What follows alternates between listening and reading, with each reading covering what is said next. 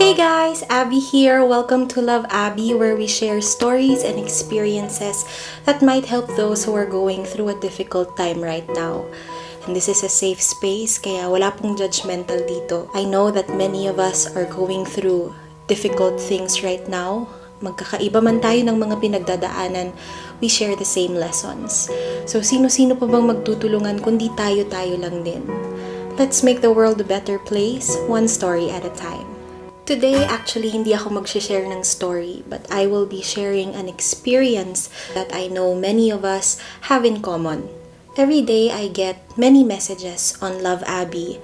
And by the way, thank you for sharing your experiences and your stories para makatulong sa iba. One thing I noticed is that may isang tanong na palaging mini-message, palagi siyang tinatanong sa Love Abby. And this is the question. Paano ba natin malalaman kung ano yung plano ni Lord para sa atin? Ayan. And ano nga ba? Paano nga ba natin malalaman? How will we know what God's will is for us? And I think maraming makaka-relate dito kasi kahit ako, relate ako dito.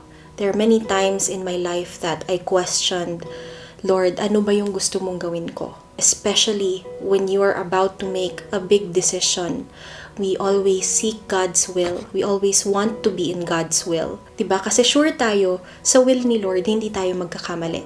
May ugali kasi tayo minsan sigurista eh. We always want to know what will happen. We always want to make sure that there is a solution for every problem. Umaabot pa nga minsan to the point na humihingi talaga tayo ng sign sa Kanya. Diba, Lord, ito ba yung pipiliin ko? Or, ay hindi, itong pipiliin ko kasi umulan today, so itong pipiliin ko. O di kaya sasabihin natin, Lord, pag nakakita ako ng rainbow, ibig sabihin tama yung pinili ko. Diba? We are always looking for some kind of an assurance na tama yung ginagawa natin. Even to the point of, asking for crazy signs like that para malaman kung ano ba talaga yung will ni Lord para sa atin. Nako, I've been there before. Many times I've asked for signs just to make a decision. But then, umaabot din sa point na parang nasa stuck ako kasi that's one thing. Mahina ako magbasa ng sign. And, hindi ko din alam minsan kung kay Lord ba galing yung sign na to or hindi. Diba? May ganun pa tayo eh.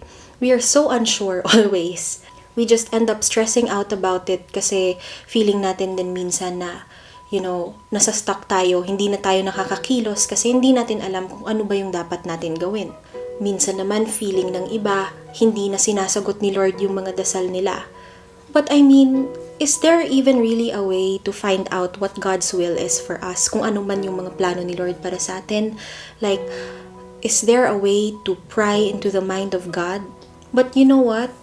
I believe that sometimes not knowing what God's will is for us is His protection for us. I want to believe that sometimes God purposely doesn't reveal His plans to us ahead of time because we might jeopardize them. O di kaya we might miss out an important lesson tapos maging complacent tayo.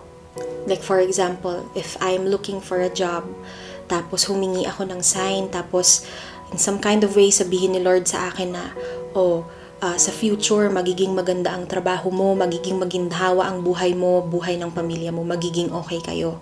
Then ako, tendency, kasi alam ko na pala kung ano yung mangyayari sa future, alam kong magiging maginhawa ang buhay ko.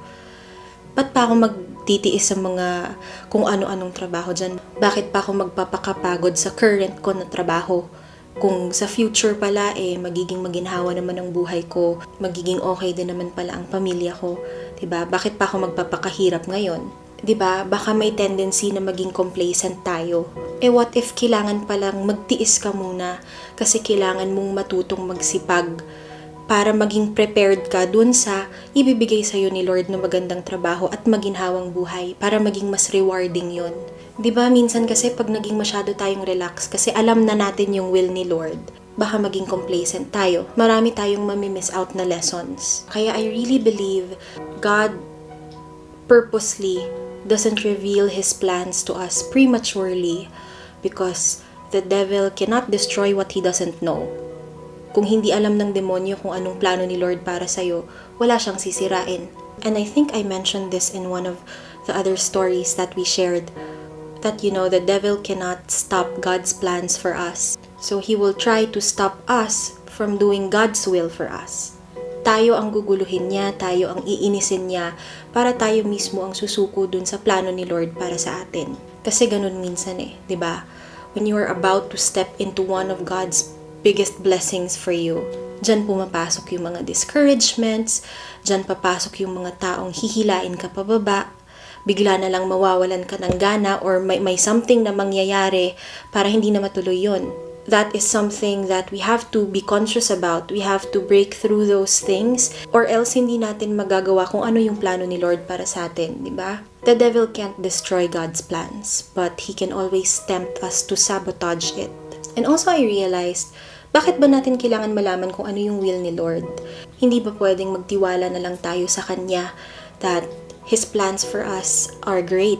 Diba nga, His plans for us are to prosper us and not to forsake us. But I understand kasi minsan ganun talaga We just want to be prepared, diba? Or, yun nga, we're looking for that assurance na magiging okay lahat, that assurance na nasa tamang landas ako. We want to make sure na tama yung mga ginagawa natin because we are afraid to waste time. But I believe that, we will only be wasting time if we don't learn from whatever it is we feel that is wasting our time. Kung maghahanap ka ng lesson na mapupulot sa ginagawa mo, then it will never be wasted time. Diba? I guess we have to also learn how to be okay with not knowing God's will. That's also how we activate our faith. Diba? Trust in God's plans even when we don't understand what is happening around us. And I know that, siguro you've heard this somewhere before or you've read this quote already many times before, but there's a lot of truth to it. So, wag tayong matakot. Whenever we have to make a difficult decision, pray about it first and then do what you feel is best for you.